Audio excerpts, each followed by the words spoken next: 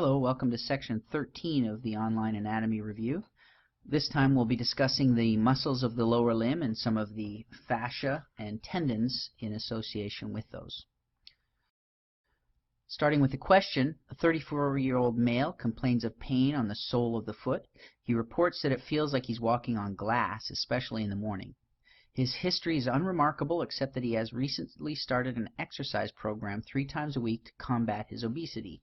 Upon examination, he has point tenderness along the plantar surface of the foot and pain upon passive stretch. What is the most likely diagnosis?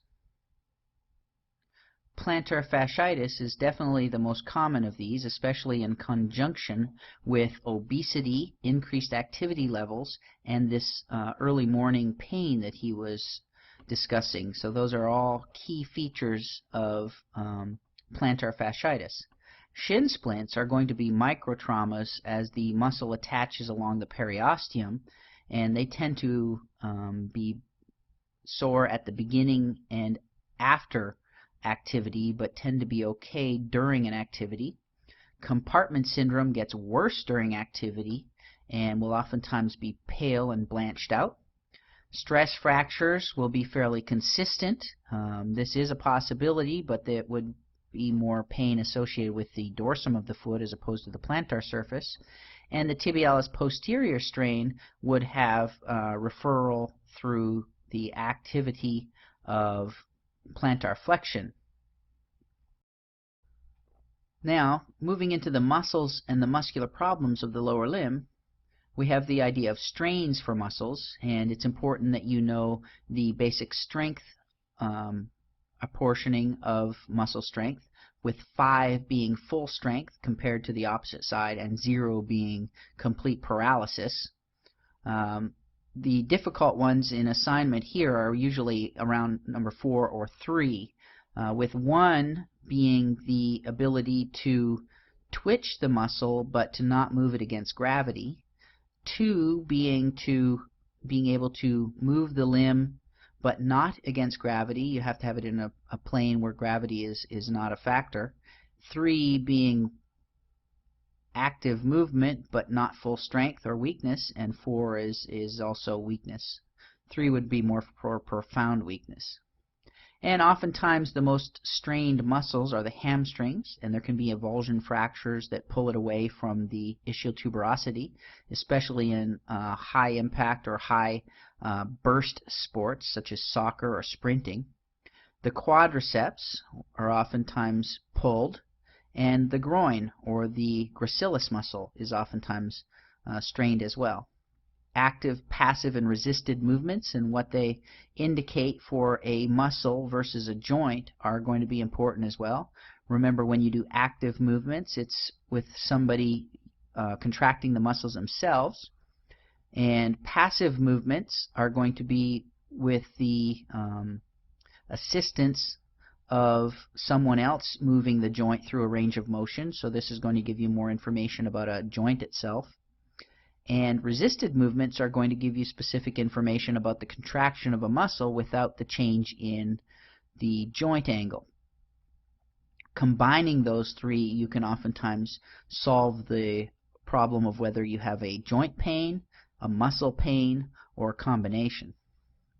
Several overuse issues of muscles and associated tendons, such as the one we discussed earlier with plantar fasciitis, shin splints, which are an overuse type of issue, and remember they tend to be confused at times with compartment syndromes, but compartment syndromes get worse with activity, and typically shin splints will at least diminish their pain throughout the activity and get stiff both either before or after.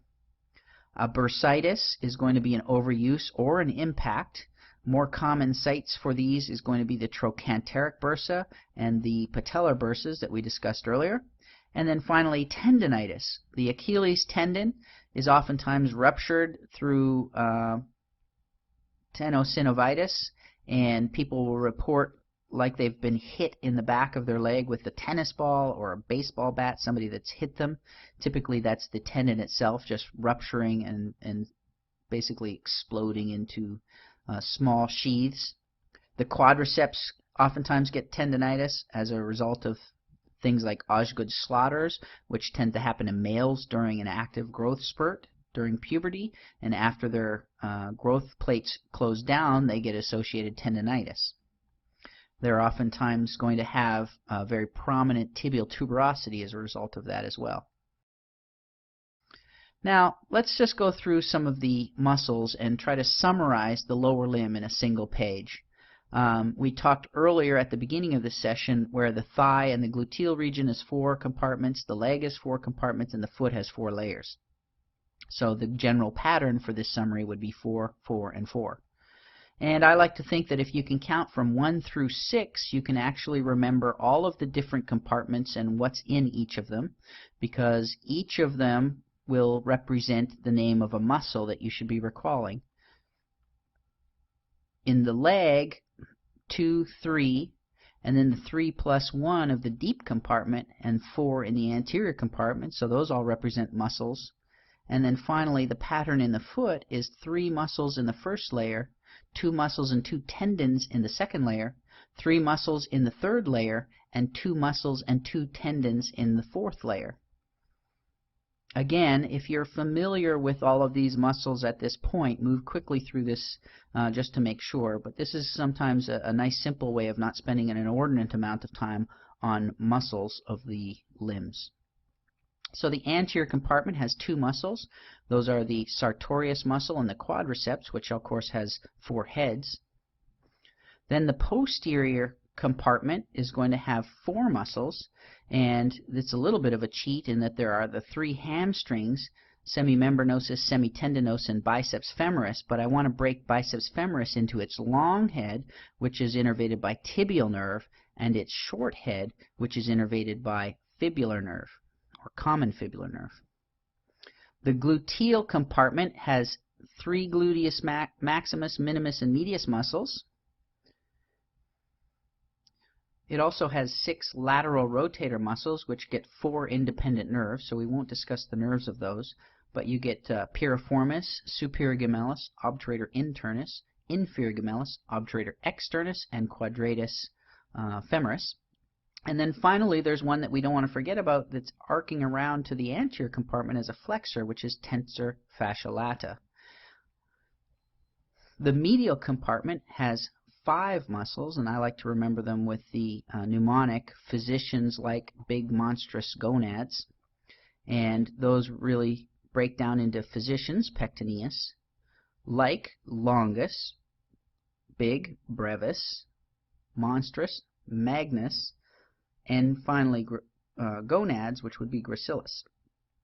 So now you can see that if you can count from 1, tensor fascia lata, 2, anterior compartment, 3, gluteal, 4, posterior compartment, 5, medial compartment, and the 6 lateral rotators, you can remember all of the muscles associated with the thigh and gluteal region quite quickly. If you draw that out a couple times, you'll have them down. Then we'll move on to the leg, which we know has 4 compartments as well. We have a lateral compartment with 2 muscles, the fibularis brevis and fibularis longus. Remember, fibularis longus is going to also support the arch, the medial longitudinal and lateral longitudinal arches of the foot. The deep posterior compartment, which we know has 3 that are under soleus and 1, the popliteus muscle, that is above soleus. So we have tibialis posterior, flexor digitorum longus, flexor hallucis longus, and popliteus. You may know those first 3 as Tom, Dick, and Harry from the mnemonic that helps you remember their relationship at the medial malleolus. Then we have the superficial posterior compartment, which has the 3 muscles including gastrocnemius, soleus, and plantaris. Now, not everybody has a plantaris, but we want to remember it, because it's a useful graft muscle and can be used in facial reanimation surgeries or for replacing tendons in upper limbs that are affected by injury. And then we have the anterior compartment, which has 4 muscles: tibialis anterior, extensor hallucis longus, extensor digitorum longus, which sometimes has a component coming off of fibularis tertius, so we'll put that 4th one in, which is only sometimes there. but we don't want to forget about it. So there we have the 4 compartments of the leg, which have 2, 3, 3 plus 1 equals 4. So there's our 2 from the lateral compartment, our 3 from our superficial posterior compartment, our 3 plus 1 from our deep posterior compartment, and our 4 from the anterior compartment. Just for the sake of space, we're going to just do the pattern on this one, and we're going to do the rest of it on another sheet, just so it's not too small of an animation. But we have 4 layers of the foot. We have layer 1 with 3 muscles, layer 2 with 2 muscles and 2 tendons, layer 3 with 3 muscles, and layer 4 with 2 muscles and 2 tendons. Just as a beginning point, I want to talk about the fact that the layer 1 and 3 that have 3 muscles in them, there are 3 major compartments in the foot. This is just a way of dividing up the layers to remember it, but there's actually 3 functional compartments, and there's one around the little toe, one around the big toe, and then a compartment in between. And each of those 3 muscles is from one of those compartments. Let's see how this divides out if we pull it up. The general pattern we've already talked about, and I've got the nerve, artery, and vein that you can see in red running between layer 1 and layer 2. Then you can put in general contents of each of these, and I'm not going to go through them right now, but the 3 muscles would be 2 abductors and a flexor, abductor hallucis, abductor digiti minimi, and flexor digitorum brevis. And then we have the muscles of layer 2, which are 2 tendons and 2 muscles. Sometimes I'll call this the hairy dick layer because this has the flexor hallucis longus tendon and the flexor digitorum longus tendon, which some of you may know as hairy and dick.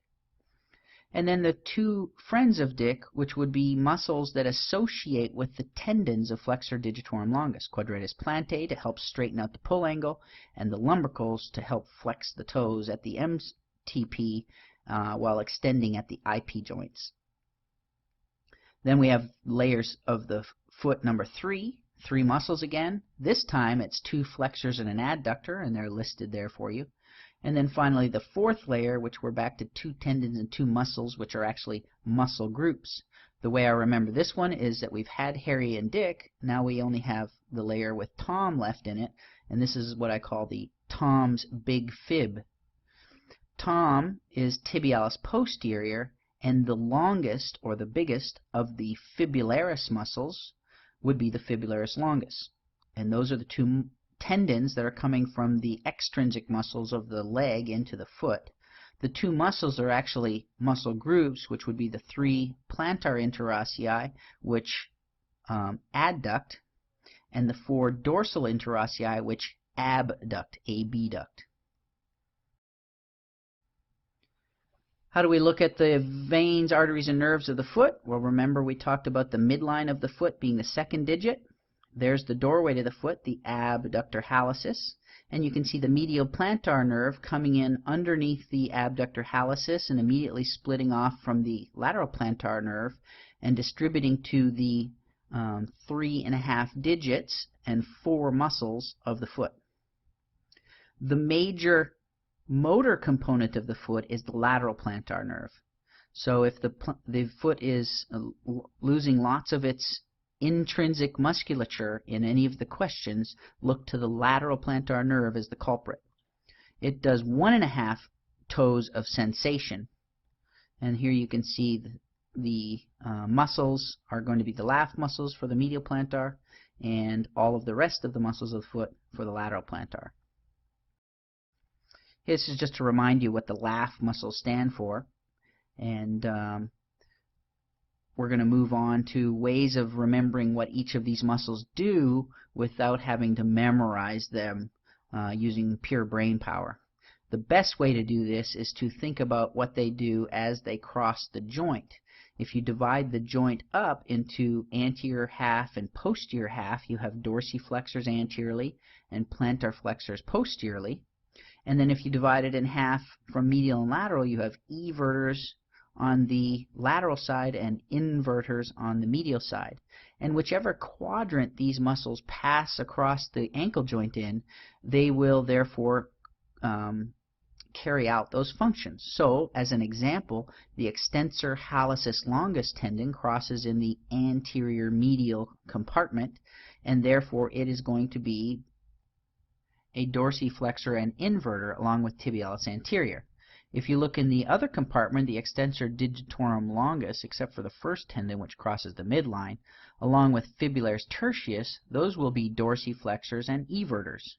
Looking behind the lateral malleolus, fibularis brevis and longus are going to be plantar flexors and everters, and then Tom, Dick, and Harry are going to be behind the medial malleolus, and they will be plantar flexors and inverters. And of course the Achilles tendon will cross in the midline and be a plantar flexor. So this will show you some of the muscles of the gluteal region and their attachment points. And if you need to go through those and remind yourself of them, please take the time to do that. I'm not going to take too much time just to read these off to you. One thing that I do want to point out on this slide, though, is that the gluteus maximus, gluteus medius, and the tensor fascia lata are all innervated by the superior gluteal nerve, and gluteus minimus is inferior gluteal nerve. The lateral rotators, I think you don't need to worry too much about the innervations because they have 4 different innervations supplying these 6 muscles. The hamstrings will be coming off the ischial tuberosity except for the short head of biceps femoris, and this is susceptible to an avulsion injury, especially in young people. So think about forced hip flexion or anything that will pull those hamstrings or stretch them too much could avulse a portion of that away. We've already seen the orientation of those. That's for a reminder of all the different lateral rotators. As we move into the muscles of the anterior compartment and the medial thigh, again, if you need to review these with a little bit slower time pace, please pause this and move through. Remember, we have the psoas and the iliacus muscles coming from the pelvis. They'll cross under the inguinal ligament as the iliopsoas and will attach to the lesser trochanter. Those are powerful muscles, that powerful hip flexors, and those can be stretched or damaged in forced extension of the hip, or they can be involved with inflammation and abscesses. You can see the attachment for the quadriceps is the rectus femoris is the only component of that muscle that crosses the hip joint. The other ones are isolated to the thigh itself by attaching to the femoral shaft. Then we have the 5 lateral or medial rotators, the pectineus, adductor longus, adductor brevis, gracilis, and the adductor magnus, which are all attaching around the medial edges of the pubis and the ischiopubic ramus.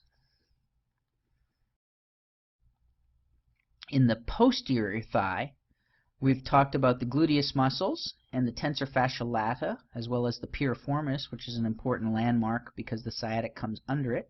There you can see the hamstrings component, and it shows the 3 muscles of the hamstrings along with the short head coming from the lateral side, where the femoral nerve is running between the biceps femoris and the semimembranosus and tendinosus.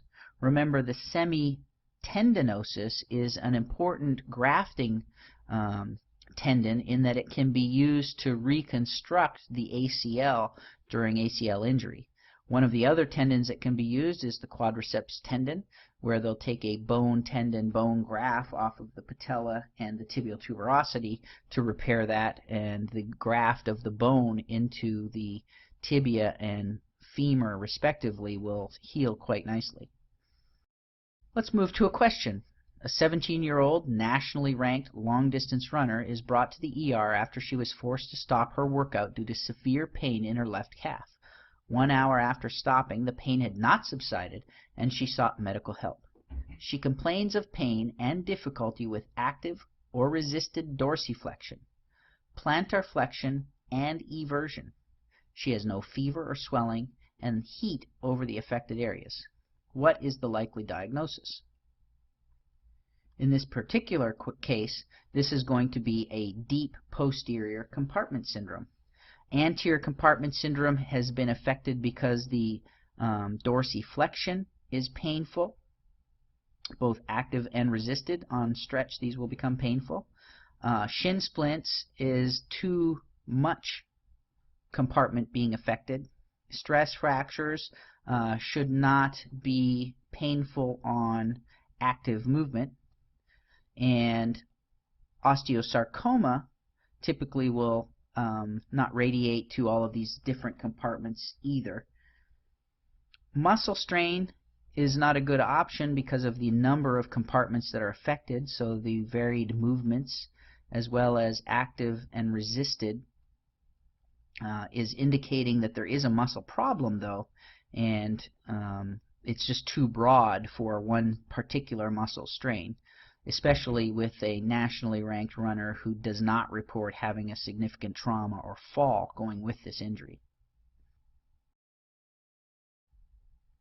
Compartments in the leg are important, and the compartment syndromes that you see in the lower limb either are from fractures with vascular bleeding into the compartments or from overuse, such as the case was in the previous example.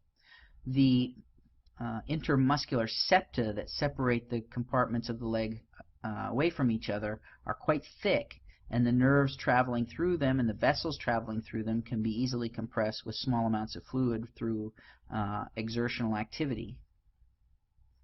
So if you have these different compartments, we've talked about the muscles that distribute into them, and as far as the different compartments, we'll go through each of those muscles, and you can review these for yourself if you're not quite there on the basic anatomy, but otherwise we'll move through these very quickly.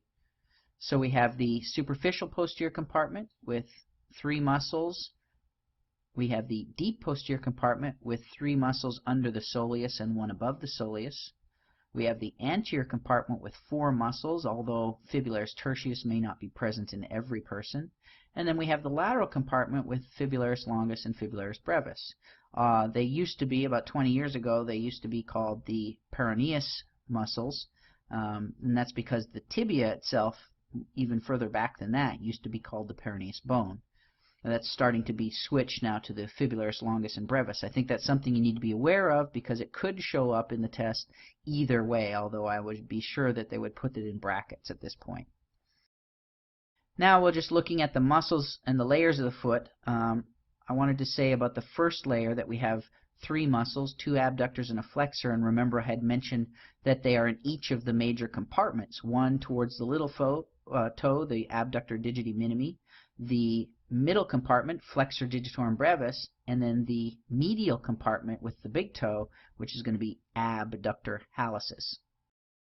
The rest of the layers are going to be the hairy dick layer, which has the hairy tendon, flexor hallucis longus, and then the flexor digitorum longus, which is going to have 2 muscles of the area associated with that tendon. And you can see from behind the tendon you have quadratus plantae coming off the calcaneus and going into the tendon to straighten out that angle that it pulls at the foot, and also 4 lumbricals which will be coming off of the deep tendons in flexor digitorum longus.